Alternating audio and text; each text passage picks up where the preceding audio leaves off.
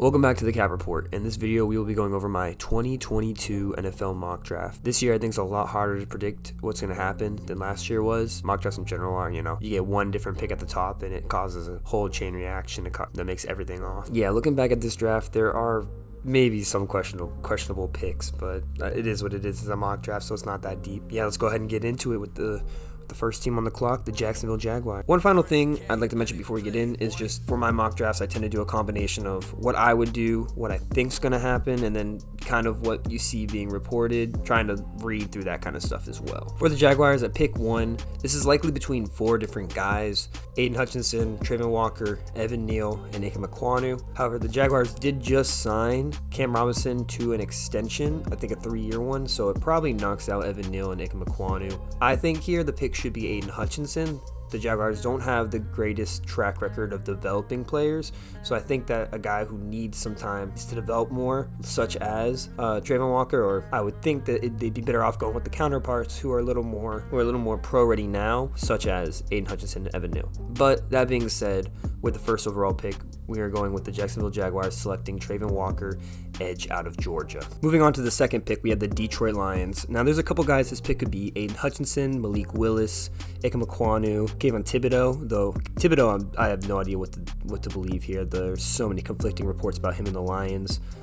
Malik Willis, I think this is early for a quarterback. I think it's early for the Lions rebuild as well to get a quarterback. Don't put a timetable on the team yet. You don't need to, you know what I mean? You can wait till next year and get a quarterback then. I think just by taking a quarterback now, that internal clock starts ticking about how much faster you need to be successful with that team. You have Jared Goff for another year. You can wait for him to draft a quarterback this year a little bit later and have them sit behind him and play, or just have him play this year, void his contract next year, and you have a quarter and draft one of the better quarterbacks next year. I think you can also, with the pick 32, you can either trade back up if you really want a quarterback, or just take a quarterback there. There's probably going to be maybe 1 or 2 quarterbacks taken max in this first round, so you can probably get a guy you like there as well.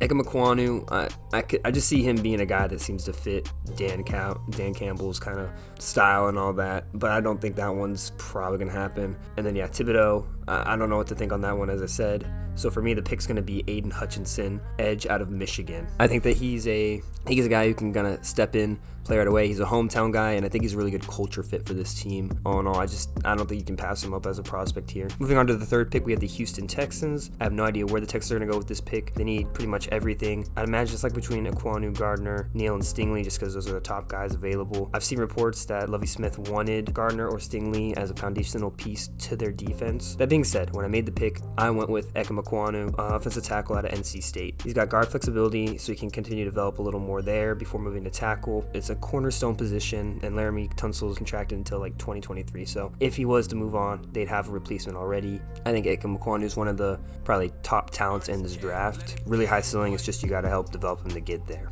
We move on to the fourth pick, the New York Jets. Their first of 2 top 10 picks. This pick is likely to be an edge rusher or a corner. It's probably between Sauce Gardner, Jermaine Johnson, Derek Stingley, and then maybe Thibodeaux, but there's been reports that Jets have been concerned about his culture fit with them. There's also an outside shot at Garrett Wilson or Drake London, I think, but I think receivers far more likely at their 10th pick than this. There's also there's also questions of maybe taking a tackle here, but given they took Mekhi Becton recently, I'm going to say that they pass on that. That being said, this pick's going to be Jermaine Johnson, edge out of Florida State.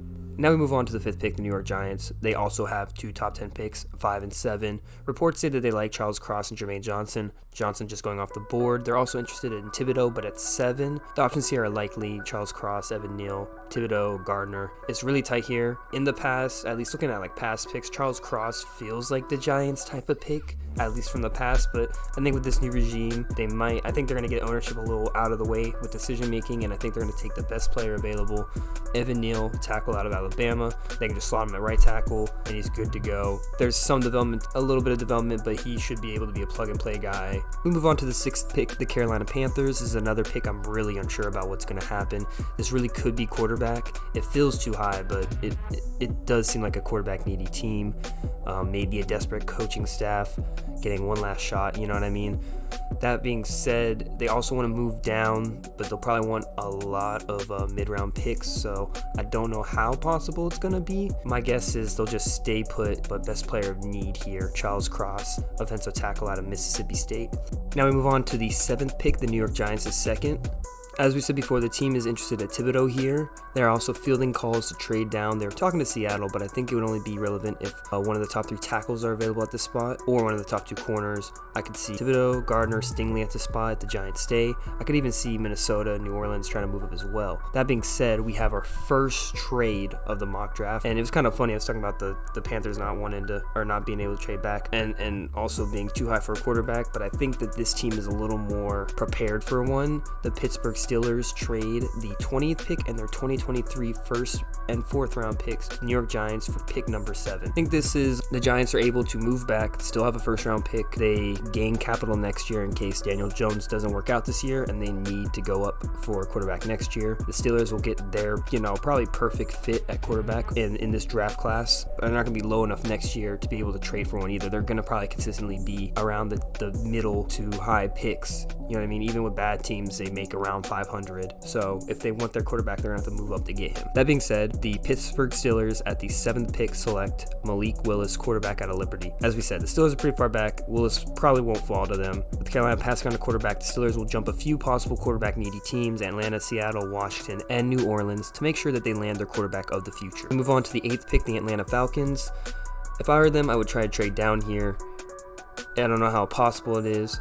If they have to pick, they'll probably look at wide receiver Garrett Wilson or Drake London, or corners Stingley or Gardner. If they were to trade, I think Minnesota would be the most likely team. And with that, trade alert, back-to-back trades, reminiscent of our last year's mock draft. The Minnesota Vikings trade the 12th and 46th picks to the Atlanta Falcons for the 8th and 74th picks. The Minnesota Vikings trade up to move ahead of 3 teams that could possibly take corners in Seattle, New York, and Washington. This way they have their choice of corner. With the 8th pick, the Minnesota Vikings select Derek Stingley Jr., cornerback out of LSU. I think he has the highest potential out of the corners in this class. He was the best corner in college as a freshman. Obviously, there was, a bit of a drop-off between injuries, and I'm not going to blame him for falling off a little bit. That LSU team kind of fell apart in his last 2 years there, so I'm not going to hold it all against him. I think that in an NFL environment, he's going to be great.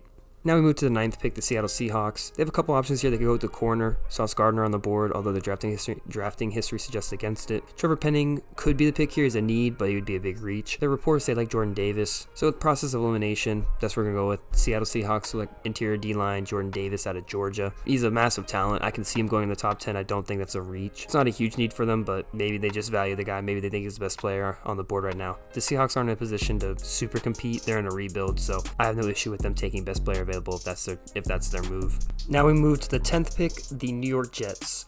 This is their second of their 2 top 10 picks. This pick would likely be a wide receiver or corner, Garrett Wilson, Drake London, Gardner, but I think this pick will be dealt in a trade to the 49ers. So, trade alert, the New York Jets trade the 10th pick. I don't know, actually, I'm going to say this. I don't know exactly what's going to be involved in this trade. The 10th pick, I've seen Elijah Moore mentioned in it, but basically they're trading for Deebo Samuel. I'm not going to put all the pieces of this one together because this one sounds like it's going to be a bit of a complicated trade. That being said, the San Francisco 49ers, I'm not really sure who they'd go with here. They could go for a quick replacement, Wilson, London, Olave at receiver. They could look to Sauce Gardner or Thibodeau as well. But ultimately, I think they're going to take Kyle Hamilton, safety out of Notre Dame. I actually thought he'd fall, and I had done one without this trade, and he fell quite a bit. But he's a guy that they can take and will instantly start for them.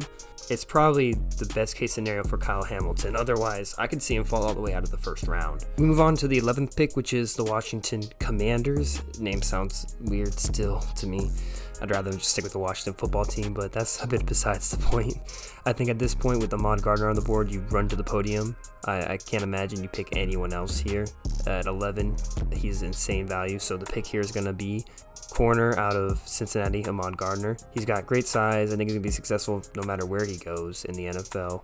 Didn't allow a single touchdown in college. Granted, it was at Cincinnati, but still. I mean, Alabama didn't even target him when they played him. So, yeah, this one, you can't get more straightforward than this pick, can you? We move on to pick 12. We have the Atlanta Falcons from the Vikings from trading down. I think the Falcons go wide receiver here with the guys available. Considering they're at 8 and the guys they would have picked there are still here. They could have taken Jordan Davis maybe. Actually, I saw someone comment that on one of my videos, trade down, take Davis, but he's not here at this point, so that probably won't be the move. The corners are gone. You could look at Thibodeau here as well.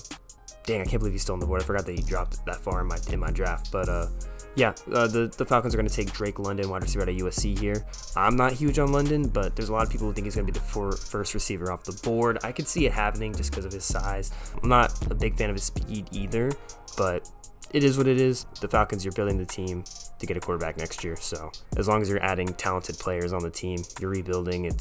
It is what it is. Wide receiver is a huge need. That receiver room for them is bare bones empty. We move to pick 13, the Houston Texans pick from the Deshaun Watson trade, I believe. Thibodeau would be an amazing value here, but he might not be the best culture fit in Houston. They said they were willing to trade out of the spot, and I think that's what happens. The New Orleans Saints trade the 16th and 49th pick to the Houston Texans for the 13th and 68th. The New Orleans Saints move up. They leapfrog the Ravens to select a tackle here. Trevor Penning, tackle out of Northern Iowa. I don't know why else they made the move earlier in this offseason to get those 2 first-round picks. I think they were planning to move for a tackle. I think they would have moved up in the top 10, but they weren't able to move with a rival team, the Panthers, and tackles were gone at that point by the Giants getting on the board. Otherwise, I think they would have traded up to 7 to get a tackle. I think this is a little high for Trevor Penning, but tackles kind of cuts off here. There's a big gap between him and the next tackle, so I understand the move. It's a big need, and the Saints are moving to cover that. We move to the 14th pick, the Baltimore Ravens. I originally had them trading down here with Green Bay, but with Thibodeau on the board, the slide stops here. The Ravens get an amazing value as they take Kayvon Thibodeau, edge out of Oregon. He's a top 5 to 7 talent in this draft, and he falls out of the top 10. As I said, I made a comparison before. He reminds me of Micah Parsons in the sense that I think he's going to fall for character concerns and football interest, but once he gets on the field, you're going to kind of forget about that. You know what I mean? You're going to be like, how did he fall this far? I really have no idea if he will fall this far. I've seen some people have him fall even farther. I've seen him go in the top 5, top 3. It's really hard to say. I don't know what to make of these smoke screens of him. So yeah, I'm just going to go with, what I think. I think he falls.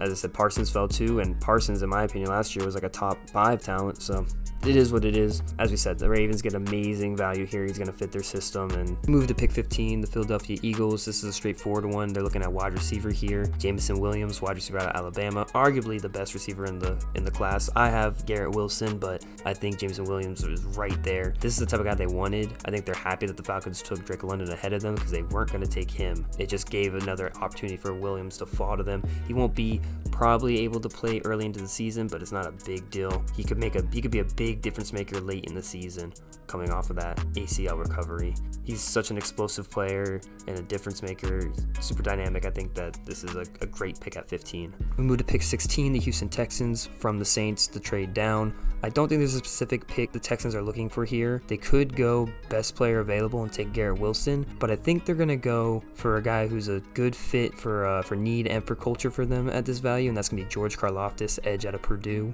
Next, we have the Los Angeles Chargers at pick 17. There's no tackle available here for them to pick that'd be worth it, so they go Devontae Wyatt, interior D-line of Georgia, which covers another big need of theirs on the defensive line on the interior. Moving on to the 18th pick, we got the Philadelphia Eagles. I think here we're looking at either Linderbaum, Daxton Hill, and then probably either Trent McDuffie or Andrew Booth.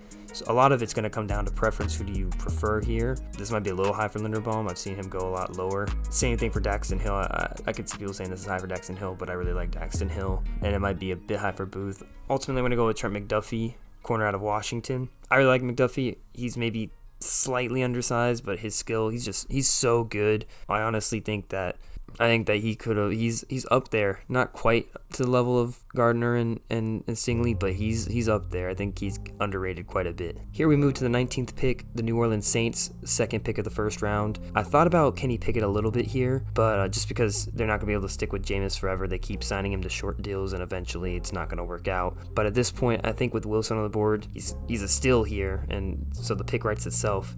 New Orleans Saints select Garrett Wilson, wide receiver out of Ohio State. Now we move to the 20th pick, the New York Giants, that they received from the Steelers trading up. There are quite a few options here for the Giants that can continue to build the O-line with Tyler Linderbaum or Zion Johnson. They can also look to Andrew Booth as a Bradbury replacement if they get rid of him, or even Devin Lloyd here, but it does feel a bit high for the linebackers in this class. I think trading down gives the Giants a much better, reasonable place to select an interior O-line. I think edge could be an option here, but I don't think any of the guys here are worth it.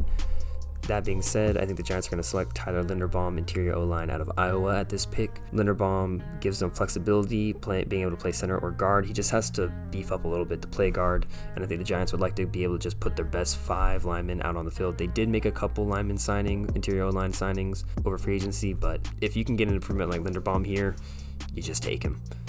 Moving to 21, the New England Patriots. The Patriots are an interesting team. This could be a linebacker pick. They could be the one team to take a linebacker in the first round, or more likely to. Maybe it's like Zion Johnson. But what I'm going to go do is I feel like a pretty standard New England move. Out goes one corner in free agency, in comes another through the draft. The New England Patriots select corner Andrew Booth Jr. out of Clemson. At 22, we have the Green Bay Packers. Wide receiver is such a need that I can't see them ignoring it in the first round this year, like how many years passed. There's a couple options here. Olave, George Pickens, Traylon Burks, Christian Watson. I was going to have them try and trade up and get Jameson Williams, but it just didn't work out. But it's fine. I think that they prefer the bigger molded receivers anyway. And with that, I'm going to have the Green Bay Packers selecting George Pickens, wide receiver out of Georgia. I think this is a great value for where they're at. I think that had he not got injured last year, he'd be probably in the wide receiver 1 conversation for this draft, but it is what it is. I think that it works out for them. At 23, we have the Arizona Cardinals, and I feel like this is a weird team to pick for. Cardinals were supposedly high on Pickens, so they'll just have missed out on that. But there's reports that they're looking for a wide receiver here, and if it's between Olave and Burke, they like Burke more. They could also go interior line here, once again someone like Zion Johnson. But with that being said, I'm going to go Traylon Burks, wide receiver Arkansas, but I don't know. I'm not really sure about this pick. We move on to the 24th pick, the Dallas Cowboys. There were rumors that the Cowboys would try and move up all the way up to even the top 10 to get a top lineman, probably one of the top 3 tackles. But that didn't materialize in this draft. They can at least get their choice of top interior lineman here, and with that, they're going to select Kenyon Green, interior O-line out of Texas A&M. We have the Bills at 25. Breece Hall's getting a lot of looks here. He might be the consensus pick. Otherwise, it could be corner or safety, Dax Hill, or maybe Khair Elam. Maybe even Jalen Petrie as safety. I think odds are it's probably one of Dax Hill or Jalen Petrie, a safety who can also cover corner if needed. They're really flexible and give you a lot of different options and looks for your defense. That being said, the pick is going to be Dax Hill, safety out of Michigan. Moving on to pick 26, we have the Tennessee Titans. Wide receiver is a consideration here, especially with Olave on the board, but we're going to go with the bigger need at interior O-line, as they can still get a quality receiver in round 2, and I think that the O-line prospects fall off a lot more than receiver ones do later into this draft. With that being said, the Titans pick Zion Johnson, interior O-line out of Boston College at 26. Now we move to 27, the Tampa Bay Buccaneers. We might see a similar strategy to last year where they pick not a current need, but get ahead on a future need. Because the top interior line guys are gone at this point, we're going to look at corner and do that strategy where they look at what will be a future need. They're going to have to eventually re-sign people, and they can't re-sign everyone in this DB room. So they're going to go ahead and draft Khair Elam, corner out of Florida, for the Tampa Bay Buccaneers at 27. At the 20th pick, we have the Green Bay Packers, their second pick within the first round. There's an urge to double on wide receiver here, but I don't see the front office doing that. I'm looking at edge here, either Boye Mafe or Arnold Ebiketie. Maybe there's an outside shot at getting Travis Jones or at like D tackle here. That being said, I think edge will get the nod because of positional value, and I think Arnold Ebiketie will be the pick. Arnold Ebiketie edge out of Penn State, just because he's the more pro-ready player than Boye Mafe. Mafe has maybe a bit more of a development to do. He's a bit like Odafe Owe last year. Not so much production, but a lot of potential, and so I think that Ebiketie will be picked because he just is more prepared to help this team compete for a championship. At pick 29, we had the first of 2 back-to-back Kansas City Chiefs picks. The Chiefs are supposedly looking for a Tyreek Hill replacement here. To me, Christian Watson is a really interesting choice. The Chiefs picking Christian Watson, wide receiver out of North Dakota State. I think that his numbers aren't true to the story of what happened in college. He has kind of low numbers, but he was in a system that ran an insane amount, like 60%. His drop count is a little high, but it's obviously going to be ranged higher because they ran so much, so each drop just counts for more. But that being said, they ran him on reverses. They find ways to get him involved, running reverses, deep routes, which I think is a little reminiscent of Tyreek Hill. So that being said, I think this is an interesting pick. And then the Kansas City Chiefs are once again on the clock, and they're likely looking at edge for this pick. I think it's too early for a Jabo. I really want to pick him. I think the Chiefs could afford to, but I'm going to go Boye Mafe just because of the injury to Jabo. Pick 31, we have the Cincinnati Bengals. Most of the better offensive line options are gone, which isn't a huge deal because they did work on their offensive line a lot in free agency, but it was kind of the expected pick here. That being said, I guess you go corner then, and it'd probably be between Kyler Gordon and Roger McCreary. Both are guys who are maybe slightly undersized, but have a ton of talent. It's probably up to who you prefer. For me, it's going to be Roger McCreary just off of his versatility. So the pick's going to be corner Roger McCreary out of Auburn. We make it to the final pick, pick 32, the Detroit Lions. They have a ton of options here. They can look at quarterback with Pickett and Ritter on the board. They can look at a receiver, Jahan Dotson or Olave on the board. Devin Lloyd, Nakobe Dean, Jalen Petrie, Louis Cine are all options on my mind. David Ajabo maybe. They might be able to afford Ajabo a little more than other teams are because they're not expecting to be competitive next year. But at this point, for me, Olave's too much value to drop anymore. So the pick's going to be the Detroit Lions selecting Chris Olave, wide receiver out of Ohio State, for the final pick. All right, and with that, we've reached the end of the mock draft. Thank you guys for watching. Feel free to leave me any comments, what you thought of the draft, what you would have done differently, maybe just predictions you have for the draft in general. That being said, watch this be super wrong. Who knows what's going to happen? As I said, this one's a harder one to predict, so let's enjoy the draft.